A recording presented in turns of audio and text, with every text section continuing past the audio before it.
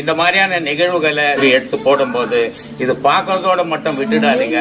பாட்டு சப்ஸ்கிரைப் பண்ணுங்க. மெயினா அவங்களுக்கு மேலும் மேலும் ஊக்கத்தை கொடுங்க. இன்னும் தொடர்ந்து பல நிகழ்ச்சிகள் நடத்துறதுக்கு அவங்களுக்கு ஆர்வம் வரும். அதுக்கு உங்களுடைய எல்லாருடைய அன்பும் தேவை. நன்றி, வணக்கம். இப்போ சிவன் கோயில் கோபுரம் கட்டுறாங்க சாமி. சிவன் கோயில்ல தஞ்சை பெரிய கோயில் கட்டியிருக்காங்க. 1000 வருஷத்துக்கு முன்னாடி கட்டியிருக்காங்க. சரி, அது பல நுணுக்கங்களோட வச்சு கட்டியிருக்காங்க.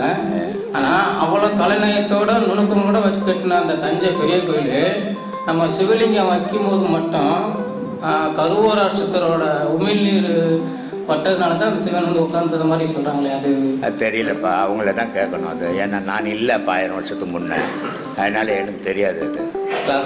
கர்மவிலே இது எப்படி இப்போ நான் எனக்கு தெரிஞ்ச விஷயத்த தான் நான் சொல்ல முடியும். நான் 1000 வருஷத்துக்கு முன்னே இருந்தால் அது யார் வச்சாங்கன்னு சொல்லலாம்.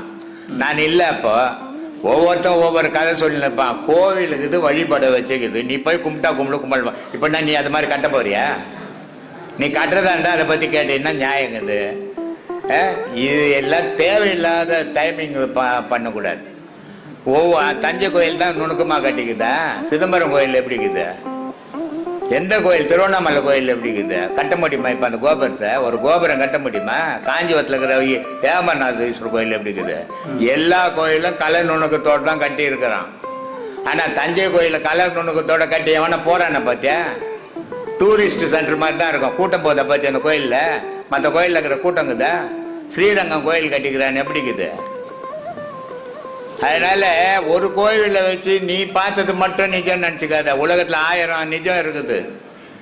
அதனால உன்னால எதை செய்ய முடியும் அதை யோசினாக்கா, இந்த கோயிலை பற்றி அந்த கோயிலை பற்றி யோசி. நீ ஒரு கோயில் கட்ட போகிறது அந்த தான் பரவாயில்ல. அதை பற்றி நான் அதை தெரிஞ்சுக்க நான் கட்ட போகிறேன்லாம். கட்ட முடியுமா உன்னால? ஒவ்வொரு ஊட கட்ட முடியாது. நீ அந்த கோயிலுக்கு தஞ்சாவூர் கோயிலுக்கு போயிட்டேன். கேள்வி கேட்கறதுக்கு முன்னாடியே நீங்க அந்த சித்தர் புக்கை ஓபன் பண்ணி வச்சிருக்கீங்க. அது எப்படிங்கய்யா? நாங்க இந்த கேள்வி தான் கேட்கறோம்னு உங்களுக்கு முன்னாடியே தெரியுமா? அதெல்லாம் ஒன்றும் இல்லைம்மா. நீங்கள் அந்த மாதிரி போகாதீங்க. ஏதோ எடுத்தா வந்துச்சு அவ்வளோதான். அந்த மாதிரிலாம் போகாதீங்க. நமக்கு அதுக்கு சம்மந்தம் இல்லை. இப்போ நம்ம ஒரு பாடல் சொன்னோம். தாய்மானவர் சொல்கிறாரு, எப்பா இந்த உலகம் வந்து என்னை பார்க்குது. என்னை பார்த்ததுன்னா இந்த உலகம் என்னை பார்க்குது. என் வேஷத்தை பார்த்து அது உங்கள்கிட்ட ஒன்று சொல்லும். இவன் வந்து பொய் வேஷம் போடுறான்ப்பா அப்படின்னு அது சொல்லும். அந்த மாதிரி ஒரு நாள் யாருன்னா வந்து சொன்னாங்கன்னா, பாவி நீ அதை நம்பிடாதரா. யார் சொல்கிறது? தாய்மானவர் சிவபெருமான்கிட்ட சொல்கிறாரு, பொய்யன் இவன் என போதிப்பார் சொல் கேட்டு தள்ளிவிட வேண்டாம் தாயே என் பராபரமேன்றார். இப்போ ஊர் பேச்செல்லாம் கேட்டு நீ என்ன தள்ளி விட்றாத. உனக்கு தெரியும் நான் யாருன்னு. புரியுதுங்களா? இப்போ நாம் வாங்கக்கூடிய பாடமாக அவனுக்கு தான் தெரியும். இங்கே ஊரில் இருக்கிற யாருக்கும் தெரியாது. ஏன்னா அவன் சொல்லுவான், போதனைன்னா என்ன அர்த்தம்னா ஒரு விஷயத்தை திரும்ப திரும்ப சொல்கிறது. தப்பாக கூட இருக்கலாம். ஆனால் நம்ப வைக்கணுன்னு ஒரு விஷயத்தை திரும்ப திரும்ப சொல்லி நம்ப வச்சுருவாங்க. அந்த மாதிரி ஒரு நாள் இவங்ககிட்ட வந்து யாரோ இறைவன்கிட்ட போய் யார் போய் சொல்கிறது? ஆனால் இவருக்கு ஒரு சந்தேகம், நீ எங்கே என்ன தள்ளி விட்டுற போறியோ? எப்பா யாராவது வந்து உங்கள்கிட்ட சொன்னால் கூட அவன் பேச்ச கட்டி என்ன தள்ளி விட்றாதரப்பா. அந்த ஏக்கம். ஏன்னா அவருக்கு அந்த நிலை இல்லை. நாம் அந்த பாவனைக்கு போகணும். இறைவன்கிட்ட எப்படி கேட்கணும்? ஊரில் வர வேணா சொல்லிட்டா கூட என்ன தயவு செய்து தள்ளி விட்றாதரப்பா, நான் உனக்காக தான் பண்ணுறேன் அப்படின்னு நீ கேளு அப்படின்றதுக்காக அவர் சொல்கிறாரு, பொய்யன் இவன் என போதிப்பார் சொல் கேட்டு தள்ளிவிட வேண்டாம் தாயே என் பராபரமே. ஒரு தாய் குழந்தை தள்ளி விட்டுருவாளா? அங்கே தாயின்ற வார்த்தையை போட்டது காரணம் என்னன்னா, நீ அம்மாடா, நான் உனக்கு புள்ள, யாரோ ஊரா மட்டும் சொல்கிறான் இவன் நல்ல பிள்ளைன்னு யாரா சொல்லி அதை நம்பிடாத அப்படின்னு அவர் உருகுறாரு. அப்போ நாம் கூட எப்படி உருகணும்னா, எந்த பாவனையில் உருகணும்னா அதெல்லாம் கரெக்டாக நடக்கும். என்னம்மா? அடுத்த சப்ஜெக்ட் போகலாமா? சொல்லுங்க ஐயா. ஒரு சீடர் இப்போதான் இதுக்கு முன்னாடி தான் ஒரு சீடர் ஒரு கேள்வி சொன்னாங்க. பூமியை ஏன் படைக்கணும்? பூமியை ஏன் படைக்கணும்? கடவுள் பூமியை ஏன் படைக்கணும்? பஞ்சபூதங்களை ஏன் படைக்கணும்? மனுஷன் ஒரு மனிதருக்கு மனுஷன்னு ஏன் படைக்கணும்? இத்தனை ஏன் படைக்கணுன்ற கேள்வி வந்ததுங்க சாமி. அதுக்கு விளக்கம் சொல்லுங்க ஒரு நிமிஷம். இத்தனையும் படைச்சிட்டான். மகானுகளுக்கும் மனுஷனுக்கு என்ன வித்தியாசம்? ஒரு மகானுக்கும் ஒரு மனுஷனுக்கும், ஏன் கடவுளுக்கும் மனுஷனுக்கும் என்ன வித்தியாசம்? அவங்ககிட்ட இல்லாத ஒரு பொருள் நம்மகிட்ட இருக்குது, நம்மக்கிட்ட இருக்கிற பொருள் கடவுள்கிட்டே இல்லை. இதுதான் வித்தியாசமே. இதுதான் அடிப்படை தத்துவம். ஏன் அதை படைச்சான்? அவங்ககிட்ட இல்லாத பொருளை உங்ககிட்ட ஏன் கொடுத்து என்ன ஏன் நூலோன்னு அலைய விட்றான்? நல்லது எது கெட்டது எது ஏன் அலைய விட்றான்னா, நான் பரிசுத்தமாக ஆகணும். நான் பரிசுத்தமாக ஆகணும்னா ஒரு ஜடை மாதிரி ஒரு இடத்துல உக்காஞ்சா பரிசுத்தம் ஆக முடியாது. அப்போ நான் களத்தில் இறங்கி செயல்படணும். இந்த களம் என்ன பண்ணோம், என்ன தோசை பரட்டுற மாதிரி இந்த பக்கம் போடும் அந்த பக்கம் போடும். அதனால தான் ஐயா சொல்லுவார், இறைவன்கிட்ட ஒரு விண்ணப்பம் வைக்கிறார் ஐயா. அது ஐயாவோட விண்ணப்பம். நான் ஒரு துணி, என்னை வந்து நீ எப்படி ஒன்றா துவச்சிக்கோ, எப்படி ஒன்றா பிஞ்சிக்கோ, ஆனால் தயவு செஞ்சு என்னை கீச்சு போட்டுறாதப்பா. ஏன்னா இந்த துணி உனக்கு ஆபரணமாக வர வேண்டிய துணி, அதை நீங்கள் வெளு, ஆனால் தயவு செஞ்சு கீச்சு போட்டுறாதப்பா, ஏன்னா இது உனக்கு ஆபரணமாக வரணும். இது நம்ம ஐயாவோட விண்ணப்பம். இது யாரோ அப்படின்னு நினச்சிக்காது. ஐயா அப்படி தான் சொல்லுவார், வார்த்தைக்கு வார்த்தை. நான் உன்னோட ஆபரணமாக வர வேண்டிய துணி, ஆனால் சுத்தம் இல்லாமல் இருக்கிறேன். நீ என்ன பண்ணோம், ஏன் துணியில் ஓட்டிங்கிற அழுக்க மட்டும் ஏற்றுரு, இதை கீச்சு போட்டுறாதப்பா அப்படின்னு அவர் கண் கலங்கி ஒரு சில விஷயங்களை சொல்லிக்கிறார். இதை சொல்லும்போது ஏன் கண் கலங்க? சொல்லுங்கம்மா, எங்கே வந்தான் போகலாம், சொல்லுங்கள். சாமி, ஞானிகள் எல்லாருமே சொல்லியிருக்காங்க, மண் உனக்கு லாஸ்ட்டில் கூட கிடைக்காதுறான்னு சொல்லியிருக்கிறாங்க. ஒவ்வொரு கிராமத்துலேயும் ஒரு மயானம் இருக்கும். அந்த மயானத்தில் ஒவ்வொரு சமுதாயத்துக்குன்னு ஒரு பாட்டு ஒதுக்கி வைப்பாங்க. பாட்டு ஒதுக்கி வைக்கும்போது இன்னொருத்தர் எடுத்து போய் அந்த சமுதாயத்தில் இருக்கிற இந்த குழி தோண்டி போச்சா அவங்களுக்குள்ள சண்டை வந்துடும். சண்டை வந்தால் இவங்களுக்கு அந்த அந்த இடம் கிடைக்காது. ஆனால் அந்த போட்டவங்க இடத்துலையே மறுபடியும் நோண்டி அந்த இடத்துலையே போடுறாங்க. அதுக்கு தான் முன்னாடியே சொல்லி வச்சாங்களா சாமி இதெல்லாம்? ஆமாம், ஆனால் அவன் தான் தோண்டி போடுறான். ஏற்கனவே செத்தவனை தூக்கி வெளியே போட்டான், இப்போ செத்துக்கிறவனை தூக்கி உள்ளே போடுறோம். நாளைக்கு என்ன ஆவான்?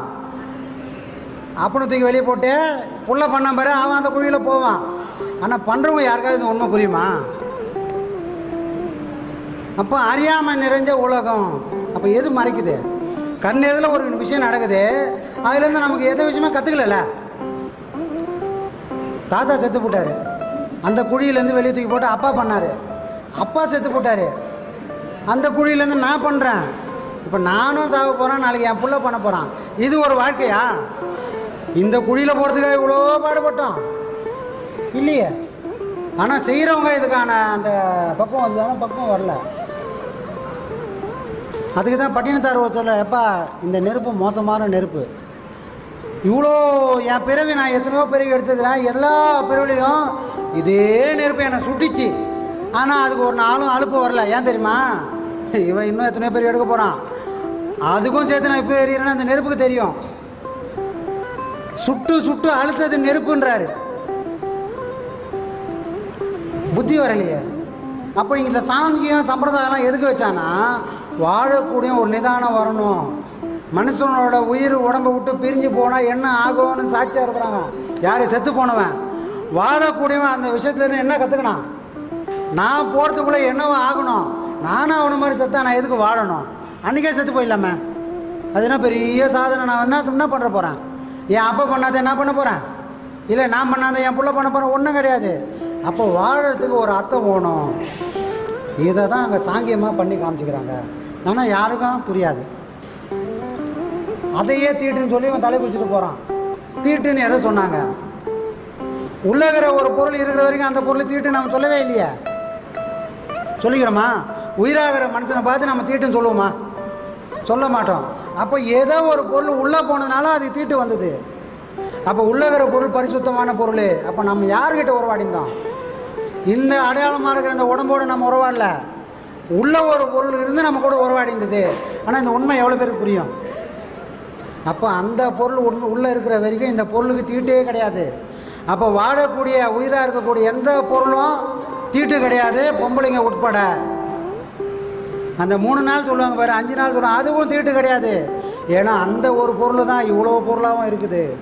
அப்போ தீட்டுன்ற கான்செப்டே நாம் பாடம் பண்ணக்கூடிய யாருக்குமே கிடையாது. ஆனால் இதை நாம் புரிஞ்சுக்கணும். உண்மையான தீட்டு எந்த நாளில் வரும்னா, உள்ளே இருக்கிற ஒரு பொருள் இது நாள் வரைக்கும் நம்மளை செயல்பட்டுக்கிட்டு இருந்த அந்த பொருள் இந்த உடம்பை ஒரு நாள் விட்டு வெளியே போகும். அன்றைக்கி தான் இது தீட்டு. அதெல்லாம் வாழக்கூடியவங்க தெரிஞ்சுக்கணுன்னு தான் அங்கே சாங்கியமும் சம்பிரதாயமும் வச்சுக்கிறாங்க. எவ்வளோ பேர் தெரியும்? எவ்வளோ பேர் அதுக்காக தேடுறாங்க? யாருமே இல்லை. காலந்தோறும் மகன்கள் சொல்லியிருந்தாங்கிறாங்க. எவ்வளோ பேருக்கு புரியுது? இல்லையே. புரிஞ்சால் கரை சேருவாங்க, இல்லாட்டி ஊருக்கு வெளியே அவங்களுக்கும் ஒரு இடம் காத்துன்னு இருக்கும். எல்லாரையும் சுட்ட நெருப்பு நமக்காகவும் காத்துன்னு இருக்குதுன்ற உண்மை எவ்வளோ பேருக்கு புரிஞ்சுக்குது? அது ஒரு நாளும் அழுக்காது. அந்த மண் ஒரு நாள் அழுக்காது. நீ எத்தனை பேரை மூட்டு 3 நாளும் அதை போத்திக்கும். எப்பா இவ்வளோ பேர் மூடிட்டேன், இனிமேல் இந்த பள்ளந்தோட விட மாட்டேன்னு அதை மறுக்க போகுது. இவ்வளோ பேர் எரிச்சோம்பா அப்படின்னு அது அழுக்க போதா? இன்னும் கோடி கணக்கில் போட்டாலும் அதை எரித்து ஒரு பிடி சாம்பலாக அவன் கையில் கொடுக்க போகுது. அப்போ அதுக்காக நான் பிறக்கலை, ஒரு பிடி சாம்பலாக நான் பிறக்கலை. என்னோட நிலை இந்த உடம்பை கொண்டே எல்லாம் அந்த ஞானத்தை நான் அடையணும்னா இந்த மாதிரி பாடங்கள்லாம் வாங்கி சிரத்தையாக நிற்கணும். இது ஒரு தவம். நம்ம வாழ்க்கையே ஒரு தவம். பாடம் பண்ணுறது மட்டும் தவம் இல்லை, நம்மளோட வாழ்க்கை ஒரு தவம். அதை நாம் சிறப்பாக செயல்பட்டால் கடைசி நாளில் நமக்கு மரணம் வராது. மரணத்தை தவிர்க்கக்கூடிய சாகா நிலை நமக்கு வரும். நாம் யாரும் சாகிறதுக்காக பிறக்கல. இந்த உலகத்தில் பிறந்தது எல்லாம் ஒரு நாள் செத்து போயிடும். ஆனால் நாம் யாரும் சாகிறதுக்காக பிறக்கல. பிறவி இல்லாத ஒரு நிலைக்கு போகிறதுக்காக பிறந்திருக்கோம். பிறவி இல்லாதவனுக்கு மரணம் இல்லை. இங்கே தப்பாக புரிஞ்சுன்னுக்கிறாங்க. பிறந்ததெல்லாம் செத்து தானே போகுது, அது மரணம் தானே அப்படின்னு நினைக்கிறாங்க. அப்போது இல்லை மரணம். இன்னொரு கூட்டுக்குள்ளே பிறக்கக்கூடிய தகுதி இல்லாத போனால் அதான் மரணம். இந்த உடலை ஏன்னா இங்கே பிறந்தது இது, இந்த உலகத்தோட சம்மந்தப்பட்டது இந்த உடம்பு. இது ஒரு நாள் ஒரு இடத்துல உட்காந்துரும். இன்னொரு கூட்டில் பிறக்கக்கூடிய சக்தி யாருக்கு இல்லையோ அவங்க தான் பிறவா நிலையை அடைஞ்சவங்க. மற்றவங்களாம் இந்த சட்டையை விட்டவுடனே இன்னொரு சட்டைக்கு போயிடுவாங்க. ஆணாக இருக்கிற நானே இன்னொரு பெண்ணாகவும் போகலாம். பெண்ணாக இருக்கிற ஒரு அம்மா இன்னொரு ஆணுக்கும் ஆணாக மாறலாம். அப்போ உள்ளகிற ஒரு பொருளுக்கு ஆணும் இல்லை பொண்ணும் இல்லை அழியும் இல்லை, அப்புறத்துக்கு அப்புறமா இருக்கிற ஒரு சாட்சியாக ஒரு பொருள் இருக்குது. அப்போ நமக்குள்ளே என்ன இருக்குன்றதை ஆராய்ஞ்சோம்னா அதுதான் தன்னை அறிதல். இந்த தன்னை அறிதல்ன்றது எப்போ நம்ம முழுமை அடையுதோ அன்றைக்கி இறைவனை பற்றிய ஞானம் நமக்கு வெளிப்படும். இந்த குறை அறிவை வச்சுக்கின்னு இறைவனை அளக்கவே முடியாது. நம்ம கையில் ஒரு பாத்திரம் இது, கடலை அளந்துட முடியுமா? அப்போ முதல்ல நான் யாருன்றதை உணரணும். அதுதான் இறைவனை அளக்கிறதுக்கு தகுதி. புரியுதுங்களா?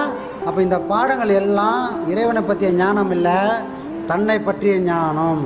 இந்த ஞானத்தை நம்மளால் உணர முடிஞ்சால் அதில் கரை சேரனா இறைவனை பற்றிய ஞானம் அந்த ஒரு செகண்ட்லேயே நமக்கு கிடைச்சிரும். புரிஞ்சுங்களா? யாரும் கவலைப்பட வேண்டாம். சரிங்களா?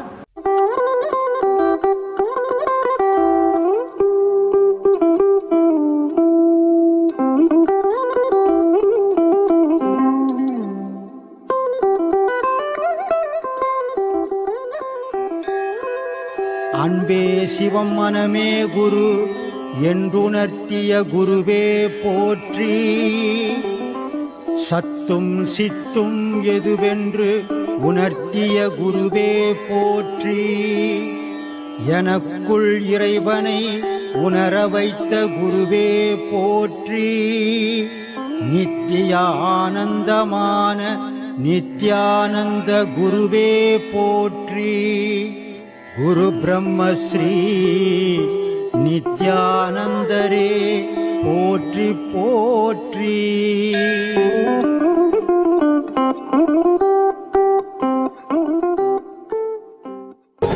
காசுக்காகவோ பணத்துக்காகவோ அவங்களுடைய செயல் இல்லை. உலக மக்களுக்கு நன்மை தெரியணுன்றதுக்காக, நல்லது தெரியணும், நல்லதை தெரிஞ்சுக்கணும், ஒரு புனிதமான செயலை செய்து இருக்கிறாங்க.